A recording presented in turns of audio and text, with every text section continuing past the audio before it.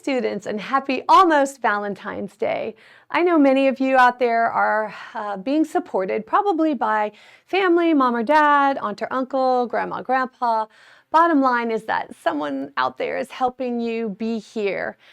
Take Valentine's Day to give them a call or text them and just say thank you, or just let them know what you're doing. As someone who happens to be decades older than you, I can tell you how awesome they will feel if you do reach out to them. All right, so let's talk about some big deadlines that are coming up. That Hispanic Scholarship Foundation opportunity closes on the 15th. And also the Night Shadow program, it closes on the 15th as well. I've had a lot of traffic in my office hours, which is wonderful. You just don't know how much I'm enjoying meeting all of you.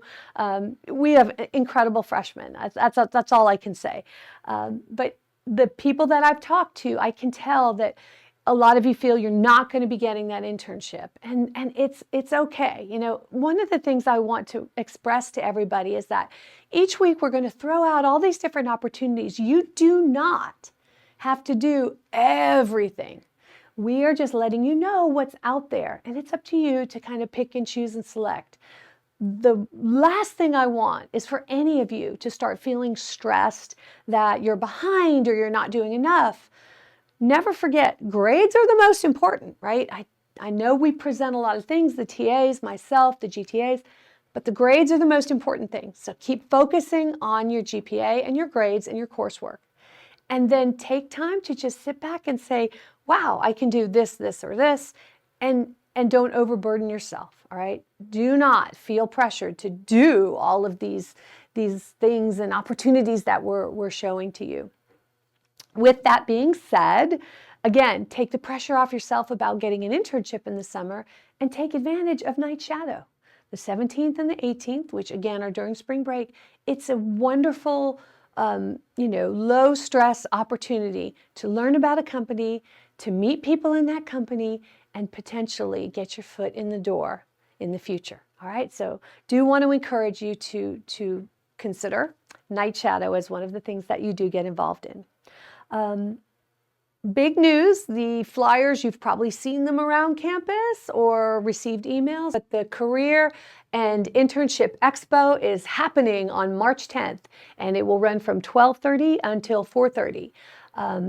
I want to let you know that I'll be posting all kinds of different informational flyers for you in your lecture web course, because if you attend, for example, one or two of the the professional development, career preparedness workshops that are offered by the Career Services and Experiential Learning offices, you can get what's called a Fast Pass for the expo. And that's great because you get to kind of step in front of the line a little bit, and that line can get very long. I just want you to be aware, check the lecture web course, all right? That's where I'm going to kind of keep you updated with all these different reminders of things that are happening for you. All right, it's time to move forward with our main lecture today. We're going to talk about the elevator pitch that I'm wanting you to prepare in case you want to go to that career fair. And we'll also talk a little bit about LinkedIn. Hello, students, and happy Friday. Today, we are going to discuss the second assignment associated with our work integrated learning opportunities. Again, that work integrated learning, or WIL program, is being conducted as a pilot program here within the College of Engineering and Computer Science, just trying to infuse professional development and career education starting from your freshman year and going on through your senior year. So you all will be experiencing these WIL learning assessments and whatnot from your freshman year all the way through. You are our pilot program. So today I'm just going to talk briefly about VMOC because I really want you to use it throughout your entire time here at UCF. We'll talk about the assignment that will be due. We're going to talk a little bit about LinkedIn profile and then just the importance of networking. Basically, for those of you who were here in the fall, we had you update your resume using the VMOC review. But VMOC has an entire career platform that students have access to. now and again all the way until you graduate. Some of the things that VMOC does is it basically, using machine learning, AI, data science, it just has a plethora of information that it can provide to students, and it's always learning, always building, and providing students with some feedback. For example, instant feedback and scoring when it evaluates something, for example, the resume that you all submitted. It gives you targeted feedback. It doesn't just say, oh, on a score of 1 to 5, your resume was a 3. If it's a 3, then it needs improvement, and it provides you with the feedback for that improvement. And then the other thing that's, I think, super cool about VMOC is that it's available 24/7. I'm learning over the years that you all work sometimes at very strange hours. I get it. I was a student once too. But that's one of the benefits, I think, of this 24/7 accessibility with the VMOC. So for those of you, again, who are in the 1006 course, you upgraded and updated your resume. That was one of your assignments last semester. And what did I tell you all that you need to do every semester with your resume? And that is update it. So hopefully over the break, you did that. But for those of you who haven't gotten around to it yet, just a reminder that VMOC Smart Resume, again, it gives you a resume score. In this case, it's red, yellow, and green are kind of the grades, that you receive. You get this feedback 24/7 real time, and it gives you suggestions for all of the areas that the system basically thinks that your resume could be weak. But one of the really important things that your resume review can do is give feedbacks regarding keywords. And if you give it the job opportunity or the internship opportunity, and it will help make sure that the keywords for that opportunity are in your resume. Otherwise, what happens is the human resources reviewing system don't think your resume is being reviewed by a human. Initially, it's not. And it's very easy for a resume that's really solid to get booted out of the system because it lacks the keywords that connect this resume with this job opportunity. So I think the keyword feature in the resume review is very important. And here are the steps again for accessing VMOC for the resume review. And again, don't ever forget to update your resume every semester. All righty. And today we are going to talk about another feature of VMOC, which is the interview suite. There are 3 main opportunities that are a part of this interview suite. And one of them is regarding the elevator pitch, which I'll talk about in more detail in a minute or two. Another cool thing is something they have that's called mock interview. And again, it's this 24/7 opportunity. So, the night before an interview, your roommates are all asleep, there's nobody to help you. You can at midnight say, I want to conduct a mock interview, and it will ask you questions. There are about over 100 different careers that have questions ready at the get-go regarding what you're going to potentially be asked in an interview scenario. So I think the mock interview is a really cool opportunity for you to just practice. Whenever you need practice, it will record obviously what you're doing and play back so you can look at your body language, see if you sound, I have a strong voice kind of thing. It'll give you some great custom feedback. Then the third opportunity that they provide is for a tailored interview. And that means that you can input questions. And I think that's a neat opportunity in that nowadays the interview is not just, oh, what's your strength? Oh, what's your weakness? You should still be ready for those questions. But nowadays it can get more difficult. They can ask you, what is one of the best things that you learned through your LC1 and LC2, linear circuits 1 and 2 courses? They could say that to an electrical engineer, or they could give you a little problem, very basic problem to work. The interviews are getting a little bit tougher nowadays. So why are we going to talk about this interview suite, and in particular, why the elevator pitch? Well, the expo is right around the corner, and you've got a semester under your belt. Many of you now have UCF GPAs, and they're good. They're 3.8, 3.9, 4.0s. So you feel charged and ready to just kind of tackle the expo and maybe find yourself an internship. The expo is heading to us on March 10th. It will be held at the Additions Financial Arena. So yeah, that's why we are going to just discuss briefly the elevator pitch. I mean, an elevator pitch, it's not a really tough thing. It needs to be clear, concise, and compelling. It needs to be clear. You need to practice it. You need to practice it. But when you practice it, you need to act as if, oh, I don't have this memorized. This is just me speaking to you. So although you need to practice and you may memorize a few things, you need to come across clearly and naturally. The elevator pitch should be very concise, typically around 30 seconds or so. It's really just kind of a meet and greet, kind of an icebreaker type of thing. Most importantly, though, you want to talk about what you think that your listener needs to hear. And then, if possible, you want to include memorable examples or something I call one-liners. Just anything that they might be able to remember you by. I'm going to give, well, in another slide or two, I'll give you a quick example. But also, if you can clearly get across how you can benefit their company, 9 times out of 10, somebody's going to listen to you. So a good elevator pitch includes who you are, all right? As I show there, it's all about me, me, me, me, me. And I know for some of you, because we've been meeting in the office, I've had a lot of office traffic, which I do love.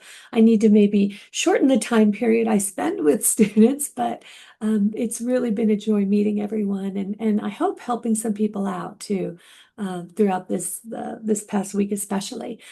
But basically, you want to let people know who you are. Hi there, my name is Jackie Sullivan, and I am a freshman environmental engineering major. I am currently getting into my major courses. I'm involved in the Society of Environmental Engineers, where I attend their general board meetings, and I'm also a member of the American Society of Civil Engineers and participate in the Sustainable Solutions competition that's coming up this March. I also have learned from upperclassmen in the environmental engineering field that if you know AutoCAD, it's a very much a benefit to any kind of company that's looking for an intern. And that's really what I'm after today. I'm hoping your company has some internship opportunities. And if you do, I am ready to do AutoCAD or anything that your company may need. I'm available full-time in the summer, and then during the fall or spring semesters, I would be able to work for you part-time. And there you have it. There's an elevator pitch. Is it good? I don't know. I'm not in the VMOC system. If I were, it would give me some feedback. All right. And some of the feedback that you would receive on your elevator pitch, it would kind of be rated, so to speak. It's going to look at your nonverbal body language. You would think I'm Italian. My heritage is Lithuanian, but I talk with my hands. And sometimes that's a problem, that excessive body language, probably not a good thing. How you deliver your speech, how am I delivering the sentences that I'm saying? The confidence that I have when I'm speaking to someone, the VMOC is gonna kind of get a read on that for you as well. And then most importantly, I think, is the content. Are the necessary elements in an interview response there, or an elevator pitch response there?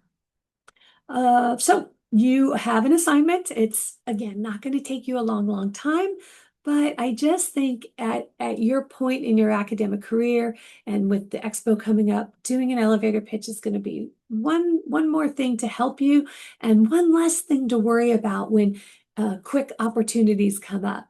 So the assignment will be due about a week from today, Thursday of next week. Upload just a screenshot of you completing one round of the VMOC process. And this screenshot has to include your name in it. So we want the whole screen. We are just looking for this upload. You do not have to, you're not required this time to go through and go all the way to get a green rating, the top rating. I mean, should you? Yes. If you're someone who wants to attend the expo, then yes, you really should keep working on that elevator pitch until you create something that VMOC says, hey, you're going to do a great job. But like I said, for this part, we don't have the bandwidth to kind of go through and grade. And you guys have a lot going on. So again, those that are going to expo, I want you to get up to that green level if possible. But again, we are just looking for that upload. Introducing Smart Career Acceleration Platform by VMOC. Looking for feedback on your LinkedIn profile? We've got you covered. Meet Aspire, our LinkedIn optimization tool. On your student dashboard, click on the Aspire tab and select Aspire from the drop-down menu. Aspire leverages the power of AI and ML to help you optimize your LinkedIn profile. Unlock your potential with VMOC. Visit vmoc.com/UCF and get started. All right. We've heard a little bit about the VMOC Aspire and what this system program does is it helps everyone with their LinkedIn account. And I hope all of you have LinkedIn accounts. If not, you will be motivated by the end of these couple slides to get that LinkedIn account up and running and make it as impressive as possible. But what Aspire is going to offer you, basically the same thing that you've seen with the resume review and the VMOC. It's going to look at your entire profile, and it's going to tell you where it thinks you need to improve.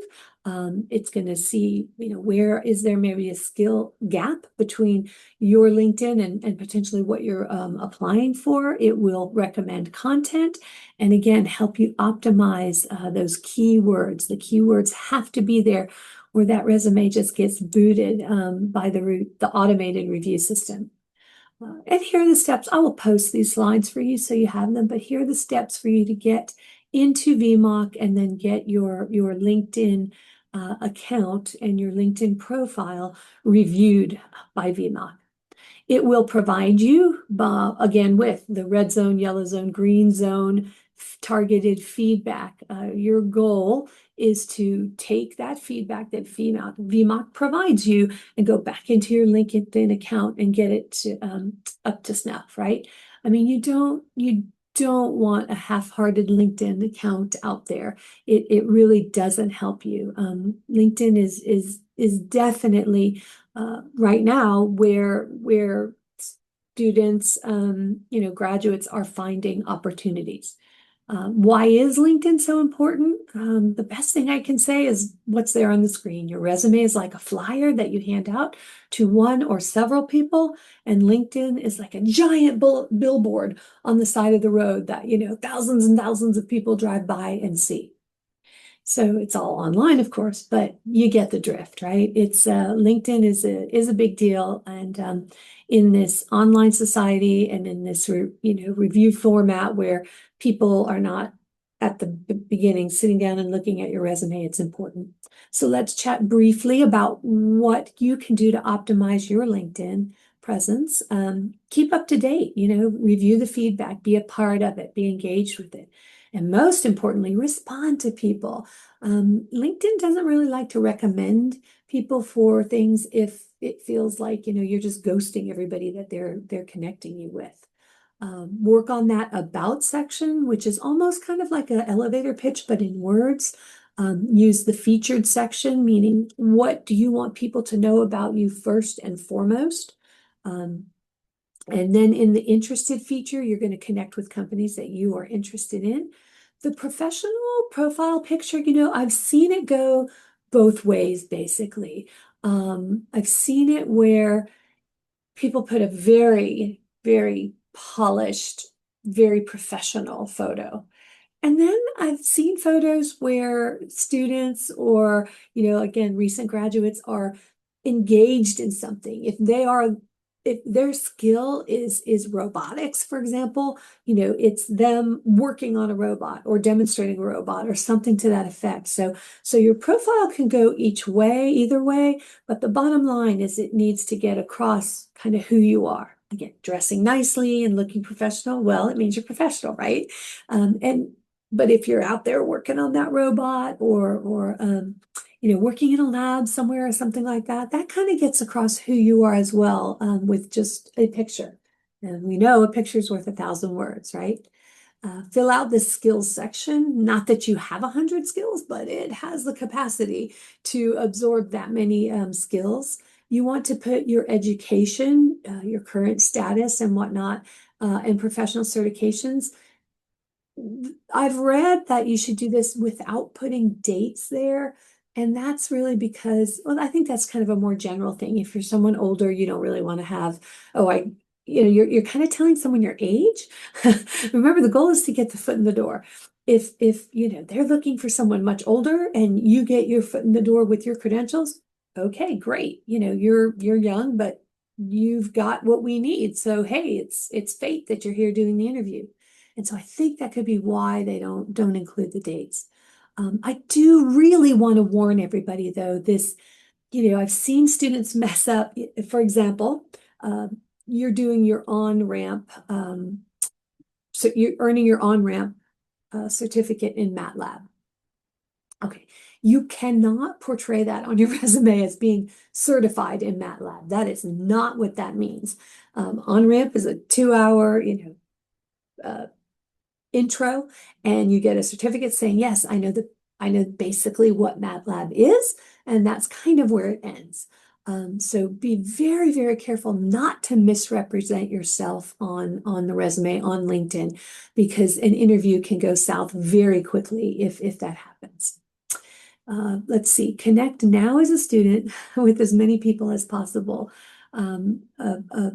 A colleague up in Ball State University has come down to UCF before, and she's called the Golden Ticket Professor. Her name is Anna Stumpf, and I want to credit her for this philosophy.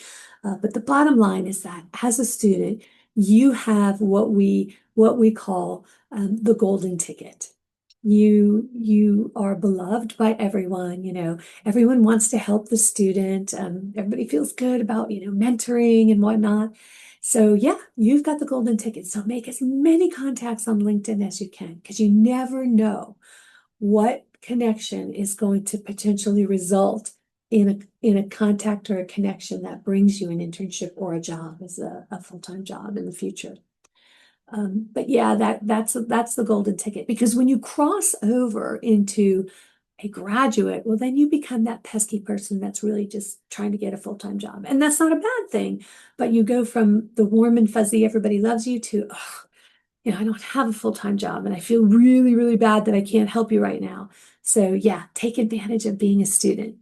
And then be sure there's a feature on there that says open to employment, open to internship. Be sure that feature is turned on your LinkedIn profile.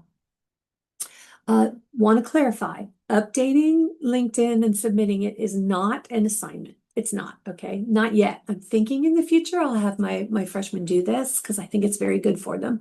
But it's definitely encouraged, and it can just open so many doors for you if you have this LinkedIn account. So you need to make it the best that it can be.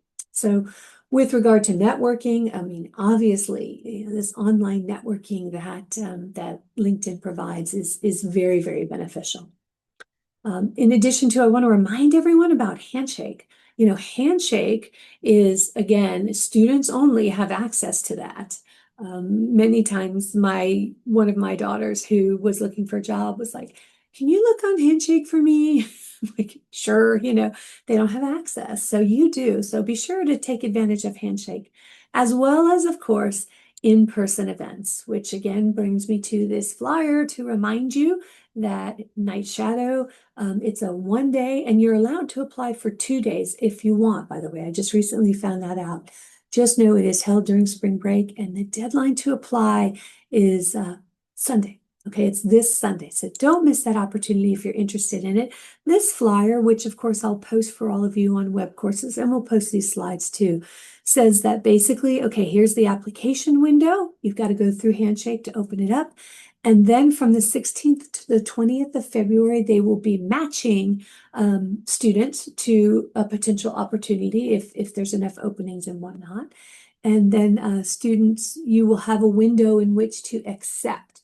So if you didn't get in the first time, don't be so sad, because if someone, their parents make them go on a cruise, oh boo-hoo, during spring break, then they'd have to say no to this night shadow opportunity, and then a place will open up. And so if you're on the wait list, that might be okay. All right, and then regarding the expo, the ultimate in networking, right? You can earn a fast pass if you want early access, meaning they'll open the doors up earlier for you. You won't have to wait in as long a line. And this QR code provides you the career readiness events, but oh dear, here's a flyer that tells you all about the different events you can go to and earn that fast pass. So I encourage everyone to do that as well. All right, well, that's it for me. I do want to remind everybody next week, one of the things that's happening is the big Go for Launch kickoff. It's an opportunity in which you can learn about the big campaign that UCF is having to raise funds and raise money for the university. It's being held from 11 to 1 on Thursday, February 19th next week. I will send you all the flyer in your lecture web course. Please, please, please keep open that lecture web course. In fact, go ahead and set it up where you get kind of an announcement ping when I put anything in there, because if I'm throwing stuff in there, it usually means something's happening and Mrs. Sullivan is trying to get me to either be aware that there's a deadline coming up, or aware that there's an opportunity that's opened up. So please promise me you're going to keep track of your lecture web course announcements. Hey everyone, in celebration of Valentine's Day this weekend, we decided we would film a fun little segment where we invite some of our own students to share their thoughts on things that they love about UCF. Let's hear from them.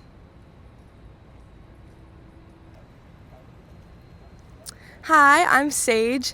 I'm a mechanical engineering major. And then a class or topic that I've loved so far, I think, has been CAD, like SolidWorks, and I'm also excited to start learning Onshape. Yeah, I thought it was really, really helpful in last semester's project. I used SolidWorks to do our whole launcher, and hopefully we're going to be able to use SolidWorks or Onshape this semester as well, so I really liked that. Hi, I'm Alex. I'm currently a computer engineering major. And one class I've loved so far has definitely have to be the engineering class. It's been so much fun being able to build something, collaborate with people, get a little sneak peek into what I'm going to be doing in the future. And definitely the TAs are the ones helping. The one that last semester, and then I have a new one this semester. Anthony, he's been such a great help. So I definitely say that engineering has been a blast.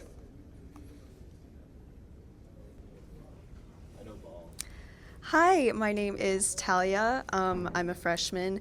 I'm majoring in environmental engineering, and the resource that has been my lifesaver at UCF is office hours. I just started going to office hours this semester. It is so amazing because professors are usually more chill. They're more willing to talk about the content. It's really casual. I was scared that it would be professional and that it would be intimidating, but it was actually really nice, and it's helped me a ton. Hey, so my name is Nicholas LeBron. I'm an aerospace engineering major, and a support system that's helped me a lot for engineering has been marching nights. So there's a lot of engineers in marching nights, and I've kind of asked them about like their experiences, what they've done. I've asked them for help with like projects for like coding, especially because that's not my strong suit. And so it's just been a really great source. But another great system has been this engineering class with my group last year and this semester. And my TA, Anthony, I've had him for both semesters, and he's been really great both semesters. Hi, I'm Natalia, and a resource that's been my lifesaver is probably clubs because you get to meet so many more people and everyone has basically taken the same classes as you. Hi, I'm Nabaya, and the perfect soulmate for me when it comes to a career path would be a civil engineering degree with a structural engineering focus. Hi, I'm Emery Suggs. I am an industrial engineering major, and my biggest support system throughout engineering would be my girlfriend back at home. Hi, I'm Olivia, and something that's been a huge support for me this semester has been my family and my friends.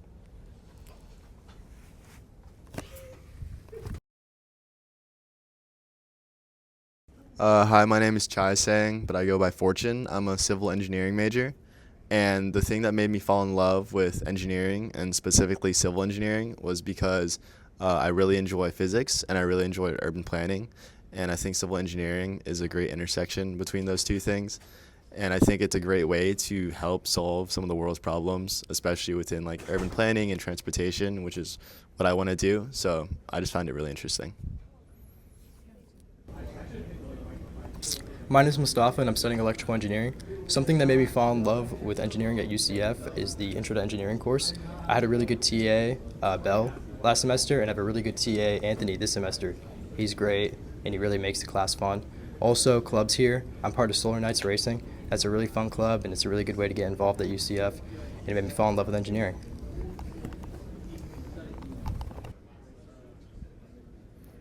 Hi, my name is Menachem, and what made me fall in love with engineering was Transformers, like the toy line, not the electrical thing. They're just really neat. Hi, I'm Brooklyn, and my support system at UCF is the Excel program and the people in it. Hi, my name is Corbin, and I'm majoring in computer engineering, and I chose it because I just love building robots and getting them to work. Hi, I'm Jack. I'm a freshman, and I am majoring in aerospace engineering. And the thing that made me fall in love with engineering was as a kid, when I would go traveling all the time, I really loved watching planes come and go. And I really wondered, man, how do those things work? The same things sometimes applied to cars and other things that move. So I really like things that move and how they work. Thank you to all the students who were featured in this special segment of our lecture this week. Now let's move on to the GTA Go for Launch segment of this week's lecture to hear from our GTA team.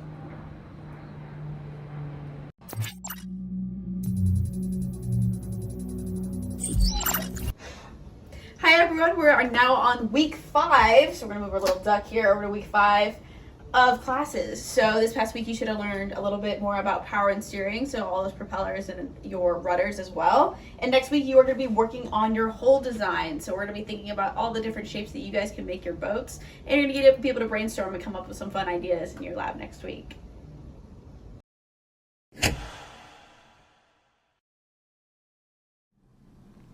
Hey everyone, welcome back to this week's segment of TA Spotlight. We're going to hear from TA Tristan this week. Hi, good to see you guys again. Thank you for having me again, Sam. Thank you. Absolutely. And in particular, this week we saw in lecture about the upcoming career fair and the importance of planning ahead for it. So Tristan, can you tell me about your experience with the career fair here at UCF? Yeah, of course. So I've come to career fair multiple times throughout my years here, through my lineage here at UCF, and I find it a total success. You know, just like everything in life, you get out of it what you put into it. You know, if you don't prepare, you don't do what you should do, you don't look at what you need to do, you don't make an elevator pitch, you don't have a LinkedIn, your resume, obviously not going to get much out of it. But the more you prepare, the more you're going to get out of it. And someone like me, like it was able to succeed with me, and I had a great time. I got a lot of stuff out of the career fair. And I attest that to preparing and having a correct LinkedIn and having, you know, headshots, having a resume, preparing my elevator pitch for every company that I want to talk to. And I think that led to my success with the career fair. And I think it can for all of you guys too if you do the right steps. Absolutely. The prep is 90% of the work. Absolutely, I agree. The other 10% is just showing up that day. 100%. And That's the big emphasis for today. Can you let me know what results you experienced from all that preparation at the career fair? How did it turn out for you? Yeah, I was able to get a couple offers. I got a couple offers from the career fair. I made tons of connections. So with those connections, I was able to talk to different people, experience different things I never really thought I was gonna do. I talked to some companies I didn't really expect to talk to, but I met some good people, made some connections. I got a couple offers. Can't take all of them, but it's always great to have some different different choices. I really got a lot more than I expected out of it, and a lot of people kind of sleep on it and don't think it's that big. It's a UCF, a huge affiliated career fair, but if you really put the work into it, you can definitely get a lot out of it. Yeah, for 100%. sure. Well, congrats on the offers that you got from them. And I think another good point that you brought up is the fact that you might speak to people that you weren't really anticipating on speaking. I mean, there's so many people there from industry at the career fair. But another thing I want to emphasize, in addition to having your LinkedIn ready, your elevator pitch ready, looking at the list of attendees for the career fair and planning your route out before you visit, the last thing that you want to do is walk up to someone and realize, oh, I'm really interested in applying to them, but I didn't do any research on them. I don't know anything about who they are, what they do, their company culture. Yeah, so the prep for that too. Yeah. Right before, a couple days before, I printed out a map of it. I planned out my route. You're not gonna realistically, you're not gonna hit 20 companies, so you have to be more realistic. I picked 5 to 10 companies that I want to talk to. I did research on them. I looked up good questions for me, to relate to what I do, questions that I can relate to them and ask them. Information on the company, recent news on the company. We can talk about recent things that have been going on in the company, recent updates. And I did that, had maybe a 5-minute conversation planned for each company already before I went to them. Awesome. And it just helped me lay out a great roadmap for actually talking to them, and it made this conversation go super smooth. Perfect. Yeah. And the last big thing in preparation for the career fair that I wanted to touch on is the importance of an elevator pitch. Yes, So can you please go over what an elevator pitch is and what it should consist of? Yeah, of course. So an elevator pitch is, your initial talk to somebody. It's your initial impression. It's your very first impression. It's think of it, you're in an elevator, right? And you're pitching yourself to this person. You have 30 seconds. You got to go. You got to start now.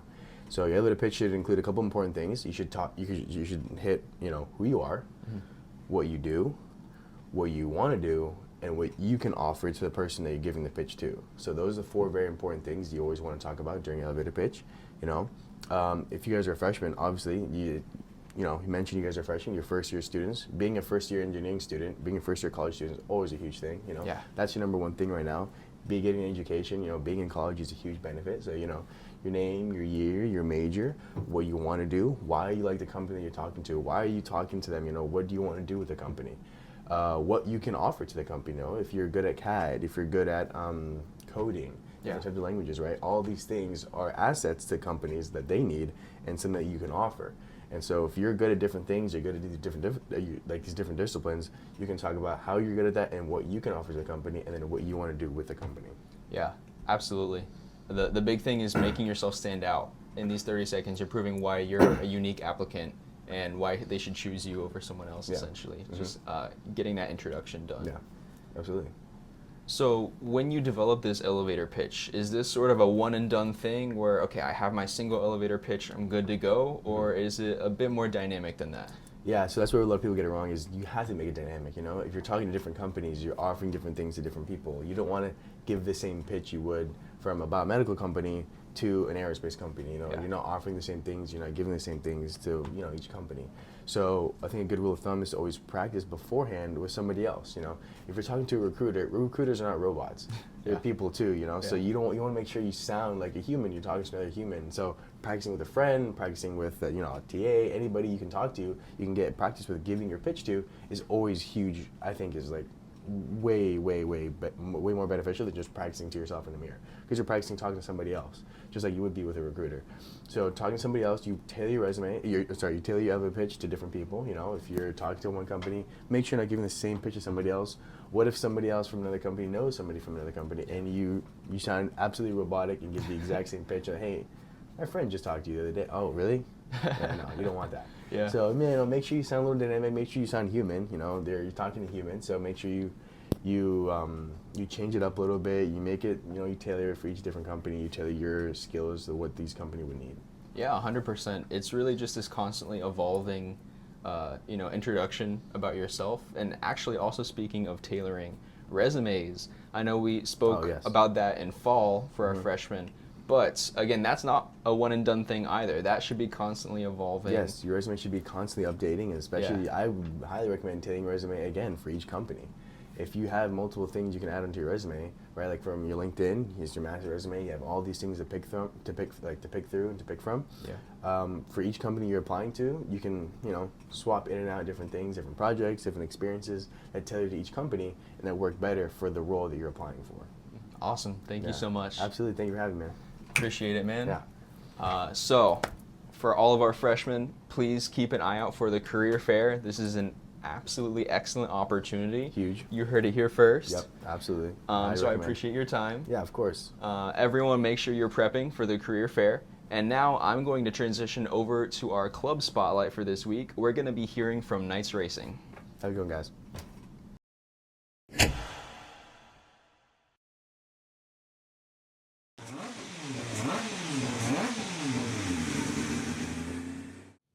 Knights Racing is a student-registered organization here at UCF where we design, build, and validate racing vehicles which are used in competitions all across the country. Ever since I was little, I was a big fan of cars. This eventually led to me being a fan of motorsports and wanting to get involved in the automotive industry. Coming in as a freshman at UCF, I wanted to see what clubs would align with those things, and this is where I found Knights Racing, which has built my passion for engineering and the automotive industry. Engineering courses play a critical role in helping with the design and validation of our design. Using simulations and calculations from our classes, we can make sure our design is sound before manufacturing it and putting it on the car. You show up to shop and, maybe your buddy brought you or maybe you heard about it at the club, but for the most part, everybody there is strangers. But you'll be very surprised how quickly those strangers turn into friends. You've all got a lot in common already, even if you don't know them. You're all working towards one project. You're all here to learn and become better engineers. And that just naturally leads into relationships that last a lifetime. To build one of these cars, it takes just about every tool you can think of. There's a machine shop where you do high precision stuff. There's chop shop where, low precision, angle grinding, you're hammering, you're drilling stuff. I mean, sometimes we even build things out of wood. The bottom line is, I don't get my hands dirty in calculus, but at shop, I get my hands very dirty. And it's a great feeling, especially when you can see something that you made out on the track racing and going a million miles an hour. It's a rush. Knights Racing meets every weekday, with Formula typically meeting Monday, Wednesday, and Friday, whereas Baja usually meets Tuesday, Thursday, and Saturday. These shop nights will typically consist from 6:30 to 10. With these times being a little bit dependent based on when people get out of class and how much work we have to do for the night. Just because I say that these nights are tailored to a specific side of the club doesn't mean that you can only come during one of those sides. If you want to come by whenever you're available, whenever you're free, you'll always find someone to meet and something to do. I can tell you that much. When it comes to how to join, you can either check us out on our Instagram, which is going to be either ucf.formula or ucf.baja. From there, you'll be able to check out our link tree to get more details on how to join the club, which you can also use our website in order to find out these details yourself. Those will give you a sort of access to the kind of papers that we're going to need you to sign through UCF, get you all registered and ready to be in the club. And if you get stuck on any of the steps, we can always have anyone at shop or anyone on the Discord help you out. We're always just a message away. We're always happy to help you. Help us. So no matter your majors or your interests, please come by shop and check us out, because Knights Racing wants you to be a part of our team.